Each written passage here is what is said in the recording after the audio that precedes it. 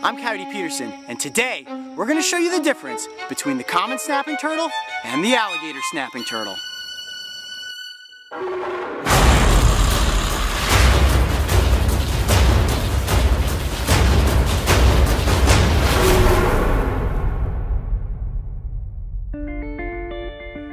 I oftentimes question whether or not there is a predator in the wetland ecosystem that is more perfectly designed than the snapping turtle. Try to imagine yourself as a fish out for a morning swim, and around each and every lily pad you turn, there may be a set of bone-crushing jaws waiting to meet you. Snapping turtles rule their food chain, and the wetlands of America are their kingdom. There are two very distinct types of snapping turtles that have multiple species within their respective genera. To keep it simple, we will talk generically about the common snapping turtle, which grows to an average weight of 30 pounds and is native to nearly the entire eastern half of the United States, parts of Mexico, and Central America.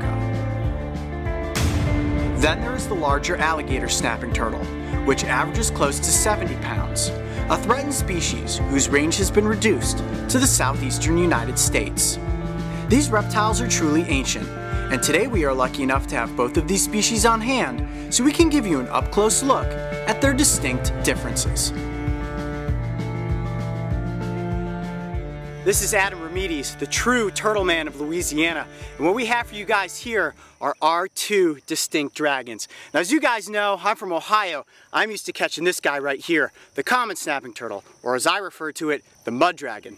Now, what Adam's used to working with is this guy right here, what they refer to as loggerheads, the alligator snapping turtle. So, you said this is about the average size of the common snapping turtles that you guys get down here, right? Yeah, that's about average now, size. For me, this is a small common snapping turtle. Really? Now, I know a lot of you have seen our other videos on snapping turtles and you thought, gosh, these alligator snapping turtles seem really, really calm. Now, as soon as you get an alligator snapping turtle out of the water, handle it gently, put it on your knee, they really do calm down. Is that what you experience, Adam? Almost all of them, after they've been captured, figure, okay, the more I struggle, the more energy I'm going to waste. The common snapping turtle is a much more aggressive species than the alligator snapping turtle. Let me see if I can get him to strike here. Whew, yeah, you see how fast that head shoots out of the mouth? Now, the alligator snapping turtle, I'm going to keep you away from my nose, doesn't ever really strike his head out. See that? He'll open his mouth up wider and say, go ahead, get your hand close to those scissor-like jaws, but he's not even going to actually strike. You see that? I can get my hand all the way in front of his face. Now, I don't recommend you ever try that at home with either of these turtle species, but the point I'm trying to prove is that the common snapping turtle is much more aggressive than the alligator snapping turtle. Now, the one major difference between all snapping turtles that makes them separate from other turtle species is that they cannot tuck their extremities into their shell. You see how small the plastron is on both the common and the alligator snapping turtle. You have all of this exposed muscle, and that's why they've developed these incredible defensive techniques. And you see both turtles have their mouths open right now, both of them ready to bite if we get our fingers too close. But look at the bite spread on the alligator snapping turtle as compared to the common snapping turtle. Huge difference there. Now, alligator snapping turtles hunt by laying on the bottom of slow-moving creeks and rivers with that little worm-like appendage. You see that right there?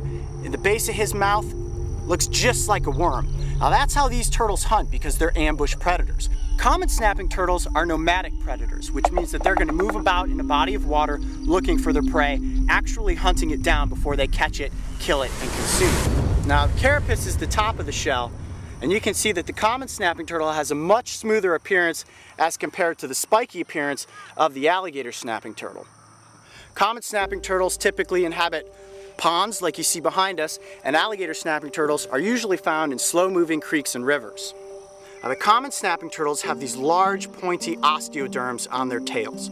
Now, osteoderm is just a piece of bone covered in scale, and you see it really looks like the spikes on the tail of a dragon. You see the osteoderms on the alligator snapping turtle are a lot smaller, and as these turtles grow and their tails get bigger, the osteoderms actually get smaller, which is the opposite with common snapping turtles. As a common snapping turtle continues to grow, its tail gets fatter and the osteoderms become more pronounced. Now, if you look at the nose of the common snapping turtle, it's short and blunt. The nose of the alligator snapping turtle is much longer. And these turtles, all they need to do is stick their heads up out of the water, body stays completely submerged. They can use those little eyes as periscopes looking around, get a breath of air, and then disappear back down into the murky abyss. Wow, this was pretty cool. I hope you guys enjoyed this, getting the chance to see a common snapping turtle compared to an alligator snapping turtle. Adam, thanks for getting us up close with these turtles. We're gonna put them back into the wild, and then we're gonna go look for some monsters, aren't we? Yeah. All right, tonight we're heading out into the creeks to look for dragons. Snapping turtles have been on the planet since the late Cretaceous period, dating back nearly 70 million years in the fossil record.